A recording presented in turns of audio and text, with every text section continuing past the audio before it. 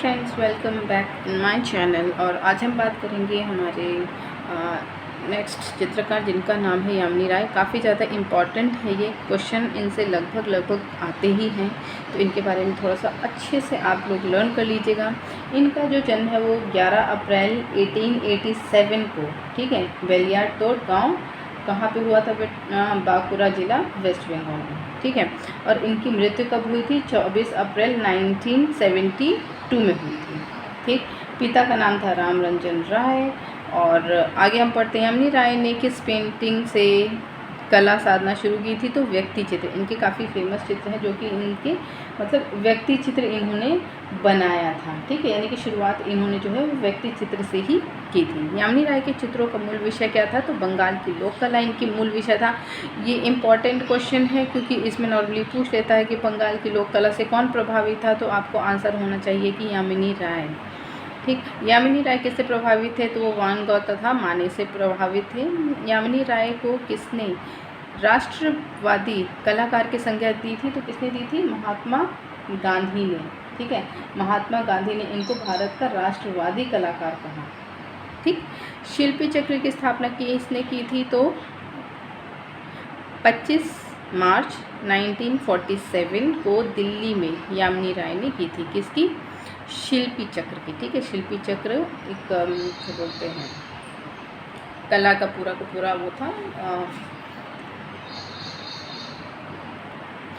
कला का ग्रुप था, ठीक है, जिसकी जो है जो हमारी यामिनी राय जो है, ठीक है, उन्होंने इसकी स्थापना की थी। यामिनी राय की तुलना किसने हेनरी माते से की थी? तो ए हार्वे मेथ्सियान ने, ठीक है। अब ईसा मसीह के जीवन पर आधारित चित्र किसने बनाए थे? तो यामिनी राय। ध्यान दीजिएगा कि ईसा मसीह से रिलेटेड ज़्यादातर चित्र जो है किसने बनाए थे? यामिनी राय ने। इसमें इनका जो है काफ़ी ज़्यादा नाम आता है, ठीक है। और एम.एफ. हुसैन ने, ठीक है, के अलावा यामिनी राय को भारत का पिकासो कहा जाता है, ठीक है। भारत का पिकासो भी इनको कहा जाता है, ठीक है। तो आगे हम देखते हैं इसके बारे में कि लोक कला को और किस नाम से जानते हैं? तो नव बंगाल शैली के नाम से भी जानते हैं। लोक कला को नव बंगाल शैली किसने नाम दिया था? तो इसको भी यामिनी राय ने ही नाम दिया था। यामिनी राय ने किस शैली से प्रेरणा ली थी? तो काली घाट पट शैली से ली थी, ठीक है। तो यामिनी राय का नाम किससे आता है? काली घाट। काली घाट से क्यों आता है? क्योंकि ये एक लोक कला है, ठीक है। लोक कला का नाम, ईसा मसीह का नाम, ये किससे रिलेटेड है? आपका यामिनी राय से रिलेटेड है। इम्पॉर्टेंट है ये दोनों चीज़ें जो मैं आपको बता रही हूँ, ठीक है। यामिनी राय की पेंटिंग किस माध्यम से बनी है? तो टेम्परा। ये भी क्वेश्चन एक बार आ चुका है, तो थोड़ा सा याद कर लीजिएगा। 1926 ईसा से 1936 ईसा तक यामिनी राय ने लाहौर के किस स्कूल में सहायक निर्देशक के पद पर कार्य किया था? तो Mayo school of art Lahore में। कहाँ पे? Mayo school of art Lahore में, ठीक है। यामिनी राय की 1950 ईसा में प्रदर्शनी न्यूयॉर्क में कहाँ हुई थी? तो SCS गैलरी न्यूयॉर्क में हुई थी, ठीक। इनसे रिलेटेड क्वेश्चंस आते हैं, ठीक है, तो थोड़ा सा इम्पॉर्टेंट है ये देखिए, पटुआ कला कहाँ की है? पटुआ कला जो है वो बंगाल की है। तात्कालीन समय की परंपरा के अनुसार यामिनी राय ने अपना जीवन किस रूप में प्रारंभ किया था? तो फैशनेबल कलाकार के रूप में किया था। किसके रूप में? फैशनेबल कलाकार के रूप में, ठीक है। अब यामिनी राय की मृत्यु कब हुई थी? तो 85 वर्ष की आयु में हुई थी, 1972 कलकत्ता में, ठीक है। और डेट क्या थी? 24 अप्रैल थी। क्या थी? 24 अप्रैल, ठीक। अब इसमें कुछ चीज़ें और ध्यान दीजिएगा कि जो पाश्चात्य कला समीक्षक हैं, ठीक है, उन्होंने यामिनी राय को भारत कला का पैगंबर कहा है। क्या कहा है? भारतीय कला का पैगंबर, ठीक है ना। ये अपनी जीवन फैशनेबल कलाकार के रूप में प्रारंभ किया था इन्होंने, ठीक है। बाकी लोक कला से प्रभावित थे, ठीक है, ये चीज़ तो इम्पॉर्टेंट है कि वो लोक कला से। और इन्होंने 1937 ईसा में ईसा मसीह से रिलेटेड जो है वो चित्र बनाने शुरू कर दिए थे, ठीक है। ये चीज़ें बहुत इम्पॉर्टेंट है। ये भी इम्पॉर्टेंट है, ध्यान दीजिएगा कि इन्होंने टेम्परा पद्धति से चित्रों में चटक रंगों का प्रयोग किया। किसका? चटक रंगों का प्रयोग किया। और इनकी जो है माँ तथा शिशु शीर्षक का जो चित्र है वो टेम्परा पद्धति से ही बना था। किससे बना था? टेम्परा पद्धति से बना था, ठीक है ना। और भी इनके कई सारे चित्र हैं। तो इनके चित्रों में रेखांकन की विशेषता है, सरल, कात्यात्मक तथा वर्तुलाकार रही है। ठीक है, कौन सी? इनकी रेखाएं, जो रेखाएं बनाते थे, ठीक है, वो, ठीक है। और याद दीजिएगा, मतलब थोड़ा सा ध्यान दीजिएगा, ठीक है ना, कि यामिनी राय ने बुद्ध को चीनियों के ढंग से बनाया था। ठीक है, बुद्ध को किसके ढंग से बनाया था? चीनियों के ढंग से बनाया था। ठीक है, बाकी इनके चित्र वगैरह तो आपको बता ही दिए हैं कि कौन कौन से हैं। थोड़ा सा इंपॉर्टेंट याद कर लीजिएगा, जिसमें कौन सी एक घोड़ा गाड़ी वगैरह है। संथाल स्त्रियाँ, ध्यान दीजिएगा, संथाल परिवार और संथाल स्त्रियाँ अलग अलग है। संथाल स्त्रियाँ यामिनी राय ने बनाया था। ठीक है, संथल मल्ला, 3 औरतें, पंचवटी में स्वर्ग में, ये सब चीज़ें। ठीक है, चलिए हम अपने अब नेक्स्ट कलाकार को देखते हैं, जो कि है अमृता शेरगिल। ये भी मोस्ट इम्पॉर्टेंट है, बहुत बहुत इम्पॉर्टेंट है। हालांकि इनकी उम्र ज़्यादा नहीं थी, लेकिन जितनी भी उम्र में तक इन्होंने चित्र बनाया था वो काफ़ी ज़्यादा अच्छे चित्र बनाए थे। ठीक है, तो इनका जन्म जब कब हुआ था? 30 जनवरी 1913 में। कब हुआ था? 1913 में।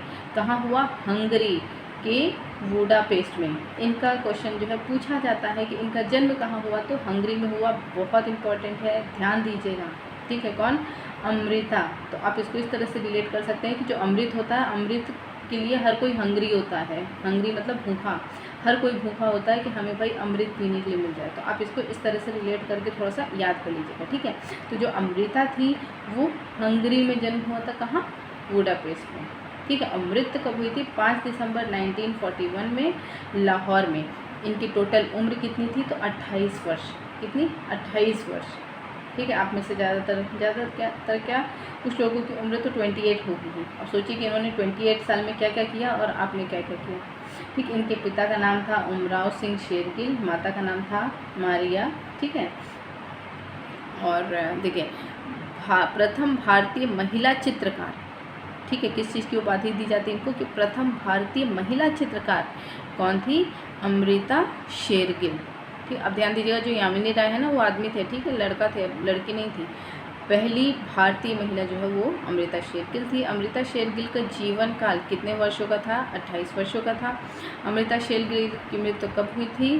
कहाँ हुई थी? तो 1941 लाहौर में हुई थी, 5 दिसंबर। ठीक है, 5 दिसंबर 1941 में कहाँ हुई थी? लाहौर में हुई थी। अमृता शेरगिल की माँ का नाम क्या था? मारिया आंतवाने। ठीक है, और ये एक हंगरियन थी। कौन थी? हंगरियन।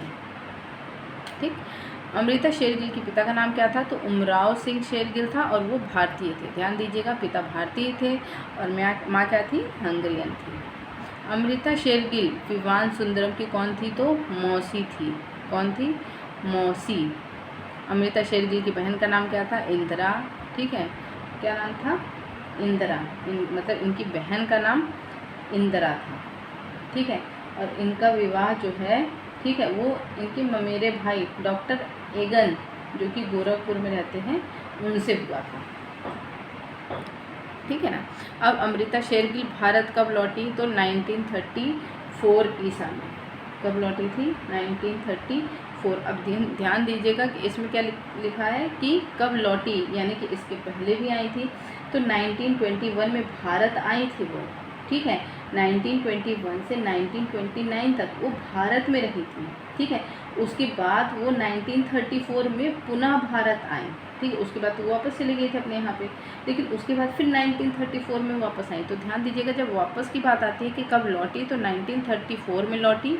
ठीक है, और अगर ये पूछा जाता है कि भारत कब आई, तो 1921 में आई थी और 29 तक आई थी। लेकिन उन्होंने उस समय यहाँ पे पेंटिंग वेंटिंग नहीं की थी, इसलिए इतना ज़्यादा इंपॉर्टेंट उसको नहीं बोला गया।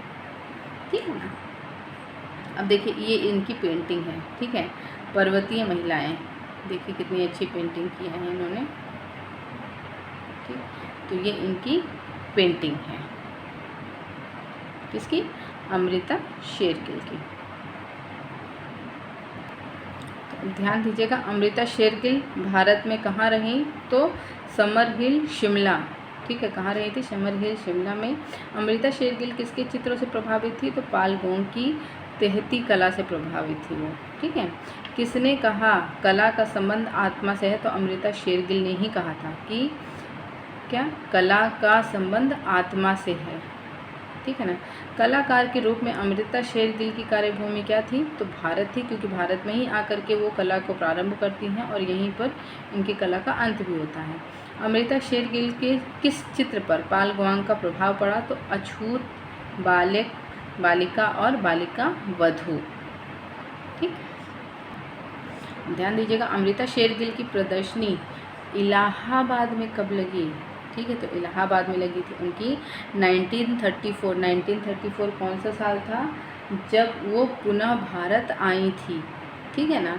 तो उत्तर मध्य सांस्कृतिक केंद्र में, ठीक है। और इनकी पेंटिंग AK स्वामी ने खरीदी थी। किसने? आनंद कुमार स्वामी ने खरीदी थी, जो कि एक कला समीक्षक थे। ठीक। अमृता शेरगिल की माता कौन थी? तो उनकी माता का नाम था, ओपेरा की प्रसिद्ध कलाकार थी। ठीक है, माता कौन थी? तो वो ओपेरा की प्रसिद्ध कलाकार थी। ठीक है, किसकी? अमृता शेरगिल की माता। अमृता शेरगिल के कार्य को किसने प्रोत्साहित किया था? तो यामिनी राय ने किया था। अमृता शेरगिल के चित्रों पर किसकी झलक दिखाई देती है? तो विषाद की झलक दिखाई देती है। किस चीज़ की? विषाद की। अमृता शेरगिल किसको सर्वोच्च कलाकार मानती थी? तो किसको मानती थी? दोस्तोयेव्स्की, ठीक है, इनको मानती थी। अमृता शेरगिल की चित्रकला की शिक्षा कहाँ पे हुई थी? तो पेरिस में। ये भी क्वेश्चन पूछा जा चुका है। भारत का कौन सा प्रसिद्ध चित्रकार गोरखपुर से जुड़ा था? तो अमृता शेरगिल। ठीक है, अमृता शेरगिल। क्यों जुड़ा था? क्योंकि उनकी जो है वो शादी हुई थी। किससे हुई थी? उनके ममेरे भाई से, जिनका नाम था डॉक्टर इंगान से। अमृता शेरगिल के भारत आगमन पर उन पर किस कला का प्रभाव पड़ा था? तो अजंता चित्रों का प्रभाव पड़ा था। दिल्ली की प्रदर्शनी के दौरान उनकी भेंट किससे हुई थी? तो पंडित जवाहरलाल नेहरू से हुई थी। बम्बई के किस होटल में उन्होंने चित्रों की प्रदर्शनी की? तो ताज होटल में की। किसने, कहाँ पे की थी? ताज होटल में।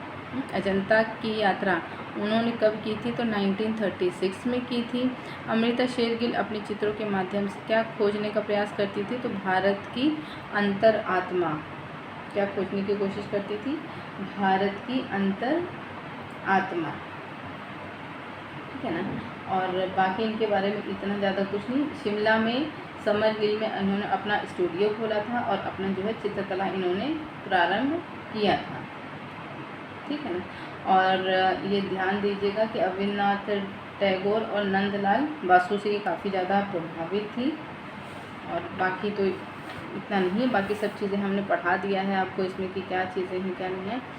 एक चीज़ और थोड़ा सा इम्पॉर्टेंट है, ठीक है, जिसको आप जो है याद रखिएगा कि 1932 ईसा में चित्र टोरसो पर ग्राद सेलो का पुरस्कार मिला। बाद में, ठीक है, ग्रेथ सेलो का एशियाटिक बन गई। ठीक है, क्या बने? एसोसिएट बन गई। क्या बन गई बाद में? ये एसोसिएट बन गई। और यह सम्मान पाने वाली वो पहली एशिया तथा सबसे कम उम्र की कलाकार थी। ठीक है, इन्होंने यूपी में कला वेदिका गोरखपुर में खोली थी। ठीक है, और बाकी तो चीज़ें आपको बता दी गई है। ठीक है,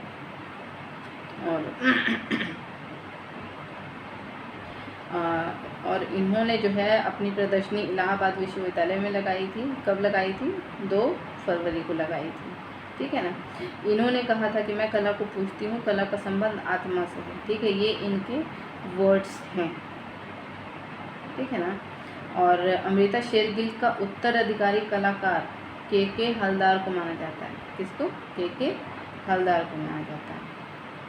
ठीक, इसके अलावा इतना ज़्यादा इम्पोर्टेंट नहीं, कुछ चित्र हैं आप उसको याद कर लीजिएगा। चित्र मोस्ट इम्पॉर्टेंट है। ठीक है, अब हमारे नेक्स्ट कलाकार हैं विनोद बिहारी मुखर्जी।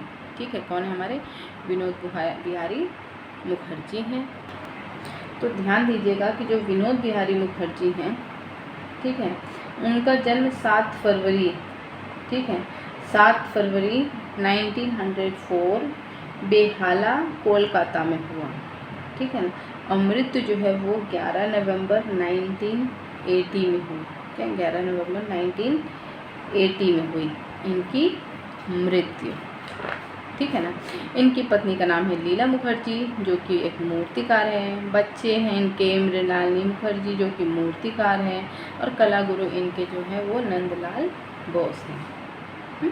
अब देखिए कौन सी चित्रकार अंधा होने के बाद भी चित्र बनाता था, तो वो विनोद बिहारी मुखर्जी थे। मतलब ये अंधे थे, उसके बावजूद भी ये चित्र बनाते थे और इनके चित्र काफ़ी ज़्यादा अच्छे भी बनते थे। चित्रकार की किसकी आत्मकथा थी, तो ये विनोद बिहारी मुखर्जी की आत्मकथा का नाम क्या है, चित्रकार। विनोद बिहारी मुखर्जी का प्रिय माध्यम क्या था, तो टेम्परा भित्ति चित्र। क्या था, टेम्परा भित्ति चित्र। विनोद बिहारी मुखर्जी की पत्नी का नाम क्या था, तो लीला मुखर्जी था। ठीक है, लीला मुखर्जी क्या थी, तो आपको बताया है कि लीला मुखर्जी क्या थी, एक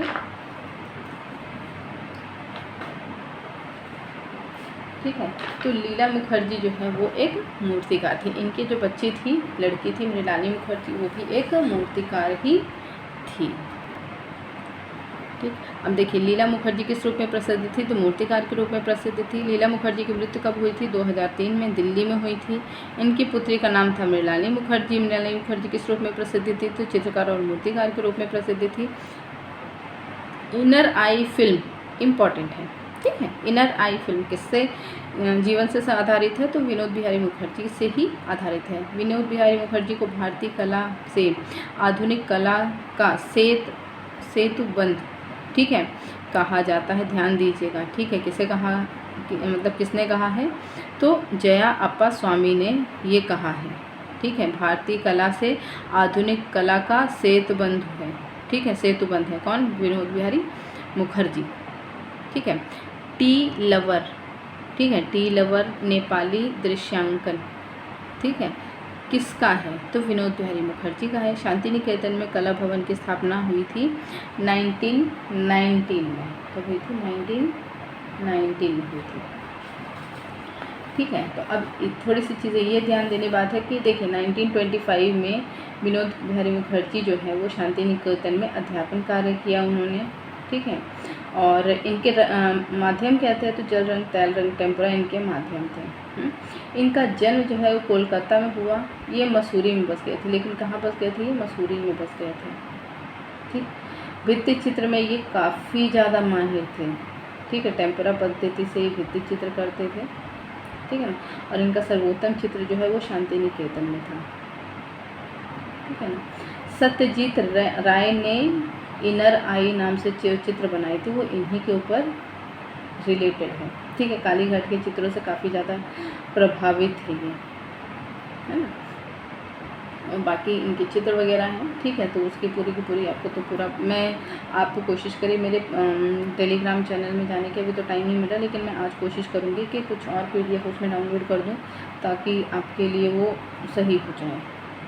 तो आगे से चलिए, कोई नहीं, आज के लिए इतना ही फ्रेंड्स। मिलते हैं नेक्स्ट वीडियो में कुछ और नए कलाकारों के साथ।